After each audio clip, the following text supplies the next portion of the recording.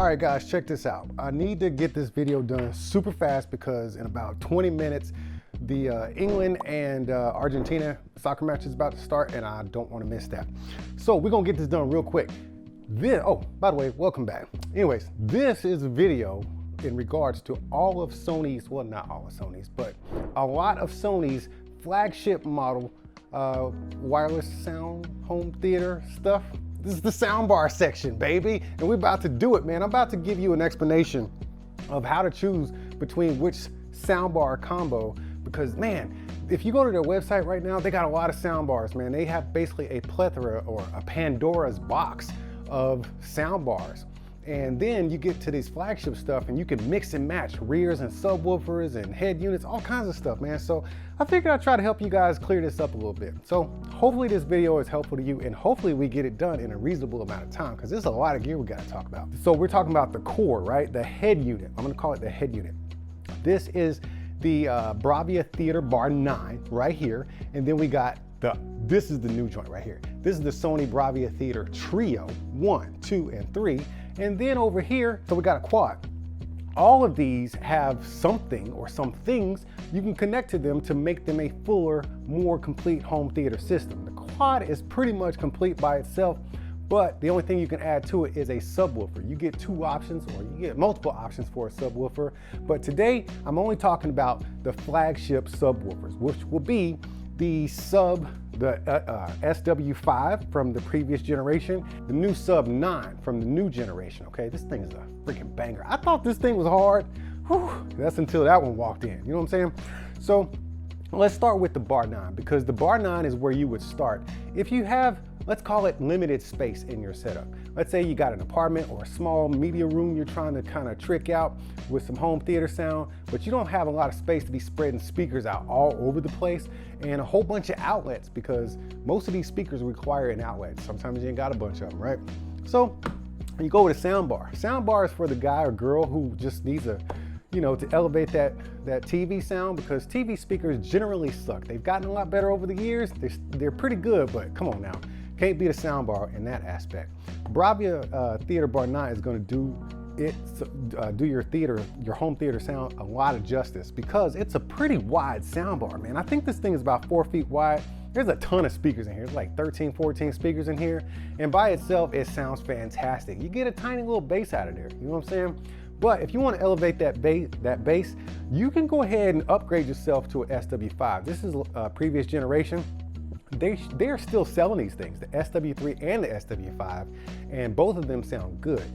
This one this thing sounds freaking amazing. I personally use it currently downstairs in my master bedroom with the quad, but it will connect to all three of these systems, and I'm talking about connecting it to the Bravia Theater Bar 9 for a more complete home theater system. But let's say you got a little bit more space, right? So now you want a more complete system to kind of level up your soundbar experience. Now we can get some rears. So we got the RS5s. These are Sony's flagships from the previous generation. These things are absolutely completely wireless. Yes, you can plug them in and use them powered all the time, or you can get up to 10 hours worth of battery life in a full, complete wireless speaker. They got up-firing drivers for that Atmos, but once again, this is previous generation. Both of these, the SW5 and the RS5, they're on sale right now on the website because the new joints are here, all right? These are the rear 9s, okay? So this is new. And you know what? I just now realized that the aesthetics of the rear 9 actually matches the Bar 9. So if you're doing new generation stuff, stick with it and go with the rear 9s, because this is the new stuff. It's not completely wireless though. You have to keep these plugged in at all times, so that requires 2 more outlets. I mention that because a lot of people don't consider their outlets when they're doing this kind of stuff. All of these are going to require a bunch of outlets throughout your house, or running extension cords, because speakers. But you do avoid running a whole bunch of hardwired speakers as if you would with an AVR like I have. I got like a bunch of wires running underneath my carpet. That's crazy. Should have did a wireless system. Anyways, that is your Theater Bar 9 experience. That's what I call base level flagship, okay? Now we get to move on a little bit to last generation, which is the quads, which are sticking around for the new generation because this is just another option that Sony's gonna give you. The quad, dude, I really like this system. I have it in the bedroom. This is where it lives with the SW5. And instead of having to add rears to the system, it's already there. It's built in. You get four speakers, 4 enclosures with 4 speakers each, and they have up-firing drivers as well. The problem is you don't have a dedicated center channel, which means if you have a Sony Bravia TV that's compatible, you can use the TV as a center channel. But as a standalone, if you're using a non-Sony TV, say a Hisense, a TCL, or LG or Samsung, can't do that whole center TV as a center channel business. But these do a great, I mean really great job of giving you a phantom center channel to pretty much to the point where you really feel like you've been faked out and there really is a center channel sitting there. So they do a good job whether you're using a Bravia TV or not. I love these because they are for the aesthetic, okay? So if you're the type of person who has a little bit more room in their home theater and you want to have that clean aesthetic, maybe it's a multi-purpose room that you want decorated nicely, this will just blend right into your decor and pretty much it'll melt into the room, but once you actually see it, it doesn't call out at you and say, ooh, I'm a speaker. But it actually sounds amazing, okay? It definitely completes the system, especially if you're gonna be leveling it up with a subwoofer like the SW5 or the Sub 9. Now, I did mention the Sub 9 and the SW5, and so far we've talked about a Bar 9 and the Quad. Did you know, before I get to the Trio, that you can connect up to 2 of identical subs to each one of these? That's freaking madness. 2 of these, 2 of those for the ultimate complete system, no matter which one you go with. But I guess we'll go ahead and move on to the Trio. They call it a Trio because it's 3 speakers, okay? You literally have a dedicated center channel, which I love because now we're getting into a place where you can use this easily with a non-Sony TV. All right, so if you don't have a Bravia TV, I feel bad for you. Dude, right now I'm looking at behind the camera. There's an 85-inch Bravia 9 Mark II. That thing is freaking remarkable. I actually paired it up a little bit with the Trio. That whole system sounds amazing. I'm gonna go in a little bit more detail about this and why you would want that over a Bar 9 or even a Quad. I talked about how the Bar 9 is kind of like the base level for excellence and like top tier stuff. Like, what did I say? I said the base for flagship. I still call that the base for flagship, whereas the Quad is going to be the next level. And I say that because the Trio takes it up a notch by giving you a dedicated physical center channel, okay? So now you don't have to pair a Bravia TV with it. You can use any TV, but also you have a physical channel there, okay? So you're not creating a phantom channel the system doesn't have to work to actually create channels that aren't there. And where in the Quad, you get 16 speakers and you're doing a lot of like virtual kind of stuff. Here you actually have physical stuff, all right? More physical stuff. When you get a Trio, it comes in the base unit, which is 1 center speaker, a left and a right for the front. And they are designated left and right for front, or left and right for the front. So don't be trying to cheat and throw these in the back. It ain't gonna work like that because they pair up very nicely with the rear 9s. You can get these paired up, throw them in the back, and they are designated too, left and right. Now you got a full, complete surround sound system with real channels. I freaking love that, right? But then, what do you pair it up with as far as a sub? You could do an SW5. You could do that. Matter of fact, you could do that 2 times with 2 of these. But I would strongly advise you go to the new generation of sub and you use the Sub 9 because that's where it's at. I heard that thing. I've had it hooked up. It's a monster. It's a freaking monster. There's 2, I think there's 7-inch subs in there, just duking it out. And then we get the benefit of all the bass that comes out of this side pocket right here. That's freaking crazy. But mainly the difference between the Quad and the Trio is versatility and strength as far as like the effect you get with your home theater.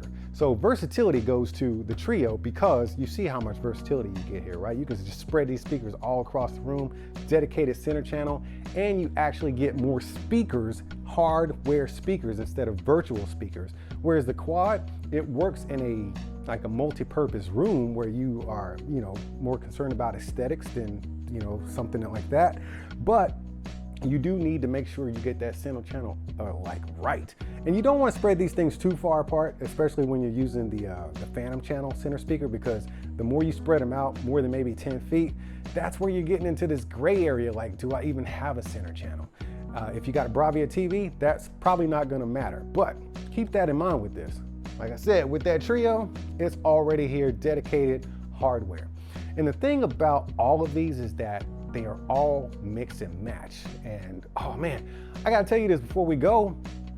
Dude, did you know you can hook up, you don't even need a sound bar. Like, let's say you skip over the Bar 9. Let's say you skip over the Quad. Let's say you skip over the Trio, okay?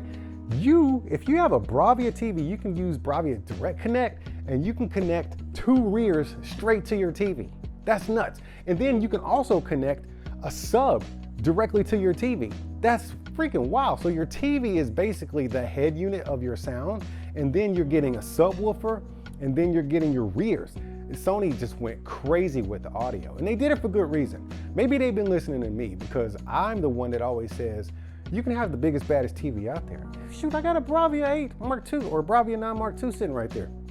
It's a great TV, man. But I'm telling you, it ain't really nothing without wrapping up that package with the sound. I gotta have sound to complete my package. And when it comes from sound, when I'm talking about sound, I need it all. Front, left, right, rear, left, right. Gotta have some Atmos in there, but that bass has gotta hit when the bass is supposed to hit. And that's where you round out your system. So, I mean, to be honest with you, you can start anywhere you want to. You can start with your TV if you've got a Bravia TV, and you can just kind of direct connect some rears or a sub if you want, or you can go straight up to a soundbar or the Quad or the Trio, and then you can just kind of mix and match as you choose. But personally, I strongly advise that if you go with a Trio, you stick with the new generation of stuff. But let's say you already have, a Quad. You can level up your subwoofer if you want to. It's easy to upgrade from the SW5 to the Sub 9 if you wanted to. That's a good upgrade right there. I think it's a pretty solid upgrade, actually. And let's say you already have a Bar 9, because these have been out for a while, right? The Quad and the Bar 9. Dude, you could easily, if you already got some rears, I mean, is it worth it? Oof, that's totally up to you. You're gonna have to experiment with that and see. These are completely wireless. So if you're taking advantage of that completely wirelessness, you stay here. But if you want to level up your sound a little bit, get a little more body in your sound, these rear 9s are going to do the trick for you. And then you can upgrade your sub if you wanted to. Let's say you rocking an SW3 right now, and it's time for you to upgrade. Now is the time to do it, because you got that big bad boy sitting in your cart on the Sony website. Anyways, man, I just wanted to hang out with you guys a little bit before this game started, and kind of hopefully give you some ideas or help you decide which one is going to be right for you and what their real purpose is and why there's so many. This is only the flagship stuff they have right now. And I know there's a lot of mid-tier and lower tier stuff on the website. If you want me to cover some of that stuff, leave a comment in the comment section, and maybe Sony Man will see that, and then maybe Sony Man will send that over here too, so I can kind of walk through and explain what everything is for. But hopefully this was helpful, and I gotta go. Yeah, it's almost time for that match to start, man. Let's go Argentina, man. Woo, Messi. Y'all keep being good to each other, and I'll see you when I see you.